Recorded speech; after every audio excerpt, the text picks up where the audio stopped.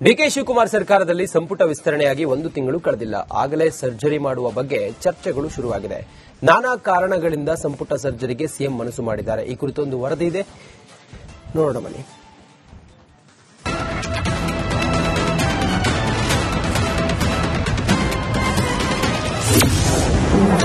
ಸಂಪುಟ ವಿಸ್ತರಣೆ ಬಳಿಕ ಕೈ ಪಡೆಯಲ್ಲಿ ಅಸಮಾಧಾನ.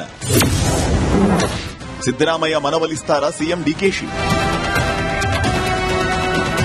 ಸಚಿವ ಸಂಪುಟ ರಚನೆ ಅಥವಾ ವಿಸ್ತರಣೆಯಾದ ಸಂದರ್ಭದಲ್ಲಿ ಅಸಮಾಧಾನ ಸಹಜವಾಗಿಯೇ ಇರುತ್ತೆ.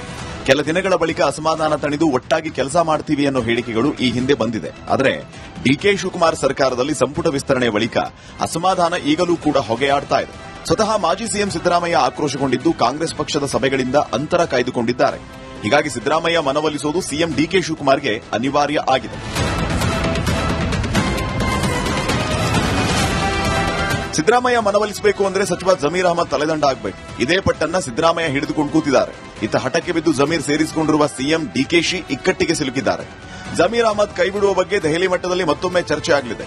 ರಿಸಲ್ಟ್ ಏನ್ ಬರಲಿದೆ ಅನ್ನೋ ಕುತೂಹಲ ಮೂಡಿಸಿದೆ. ನಮ್ಮ ಪಕ್ಷದಲ್ಲಿ ಯಾರೋ ಶಾಸಕರು, ಮಂತ್ರಿ ಇರಬಹುದು, ಎಲ್ಲರೂ ಕೂಡ ಪಕ್ಷದ ಶಿಸ್ತಿನ ಸಿಪಾಯಿಗಳು. All those who are in the party, either is a worker or a MLA or a minister, all of them are very disciplined soldier of the party. That is what I can tell.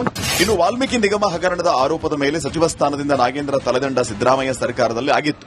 ಇದಾದ ಬಳಿಕ DK Shivakumar ಸರ್ಕಾರದಲ್ಲಿ comeback ಮಾಡಿರುವ ನಾಗೇಂದ್ರ ಸಚಿವರಾಗಿದ್ದಾರೆ. ಇದು ವಿರೋಧ ಪಕ್ಷಗಳ ಕೆಂಗಣ್ಣಿಗೆ ಗುರಿಯಾಗಿದೆ. ಇದೇ ವಿಚಾರವಾಗಿ ಬಿಜೆಪಿ ಪಾದಯಾತ್ರೆ ಮಾಡ್ತಾ ಇದೆ. ಹೀಗಾಗಿ ಕಾಂಗ್ರೆಸ್ ಪಕ್ಷಕ್ಕೆ ನಾಗೇಂದ್ರ ಡ್ಯಾಮೇಜ್ ನುಂಗಲಾರದ ತುತ್ತಾಗಿದೆ. ಇದಕ್ಕಾಗಿ ರಾಹುಲ್ ಗಾಂಧಿ ಭೇಟಿ ಮಾಡ್ತಾ ಇರೋ ಸಿಎಂ ಡಿಕೆ ಶಿವಕುಮಾರ್ ನಾಗೇಂದ್ರ ಭವಿಷ್ಯದ ಬಗ್ಗೆ ಚರ್ಚೆ ಮಾಡಲಿಕ್ಕಿದ್ದಾರೆ. ಒಂದು ವೇಳೆ ನಾಗೇಂದ್ರ ತಲೆದಂಡಕ್ಕೆ ರಾಹುಲ್ ಗ್ರೀನ್ ಸಿಗ್ನಲ್ ಕೊಟ್ಟರೆ ಸಂಪುಟದಲ್ಲಿ ಮತ್ತೊಂದು ಸ್ಥಾನ ಖಾಲಿಯಾಗಲಿಕ್ಕಿದೆ. ಸಿಎಂ ಅವರು ಡೆಲ್ಲಿಗೆ ಹೊಂಟಾರ, ಇಬ್ಬರು ರಾಜೀನಾಮೆ ನಾವು ಕೇಳಿದ ಪತ್ರಿಕೆಯಲ್ಲಿ ನೋಡಿದ್ವಿ ಅಷ್ಟೇ. ಡೆಲ್ಲಿಗೆ ಹೋದ್ಮೇಲೆ ಚರ್ಚೆ ಏನಾಗುತ್ತೆ ಗೊತ್ತಿಲ್ಲ. ನೀವು ಹೇಳಿದ್ದಾಗ್ತೈತಾ ಅಥವಾ ಹಂಗೆ ಬರ್ತಾರ ಗೊತ್ತಿಲ್ಲ. ಅಲ್ಲಿ ಯಾರ ಈ ಸದ್ಯಕ್ಕೆ ಮಾಡತ್ರ ಯಾರು ಹೇಳಿರಲಿಲ್ಲ. ಎಲ್ಲಿ ಹೇಳಿದ್ದಾರೆ? ಯಾರು ಹೇಳಿದ್ದಾರೆ?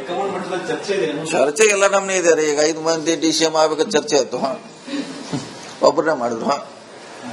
15 ಮಂದಿ ಮಾಡಬೇಕಂತಿತ್ತು, ಎಲ್ಲಾರು ಮಾಡಿದ್ರೆ ಚರ್ಚೆನೇ ನಾವು ಅಂತಿಮ ಇದಕ್ಕೆ ಹೋಗ್ಲಿಕ್ಕೆ ಆಗುದಿಲ್ಲ. ಚರ್ಚೆ ಅಷ್ಟೇ. ಅದು ಖಾಲಿ ಇರೋ ಒಂದು ಸ್ಥಾನದ ಜೊತೆಗೆ 2 ಸ್ಥಾನಗಳು ಖಾಲಿಯಾದರೆ ಅಸಮಾಧಾನಿತ ಎಂ ಕೃಷ್ಣಪ್ಪ ಸಂಪುಟಕ್ಕೆ ಬರೋ ಸಾಧ್ಯತೆ ಇದೆ. ಎಸ್ಟಿ ಹಾಗೂ ಮಹಿಳಾ ಕೋಟಾದಲ್ಲಿ ಅನ್ನಪೂರ್ಣ ತುಕಾರಾಂ ಕ್ಯಾಬಿನೆಟ್ಗೆ ಎಂಟ್ರಿ ಆಗಲಿಕ್ಕಿದ್ದಾರೆ. ಇನ್ನೊಂದು ಸ್ಥಾನಕ್ಕೆ ಸಿದ್ದರಾಮಯ್ಯ ಆಪ್ತ ಬಸವರಾಜ ಶಿವಣ್ಣನವರ್ ಎಂಟ್ರಿ ಆಗುವ ಸಾಧ್ಯತೆ ಇದೆ. ಇಷ್ಟೆಲ್ಲ ನಡೀಬೇಕಾದ್ರೆ ಹೈಕಮಾಂಡ್ ಹಾಗೂ ಸಿಎಂ ನಡುವಿನ ಚರ್ಚೆ ಮಹತ್ವ ಪಡೆದುಕೊಂಡಿದೆ.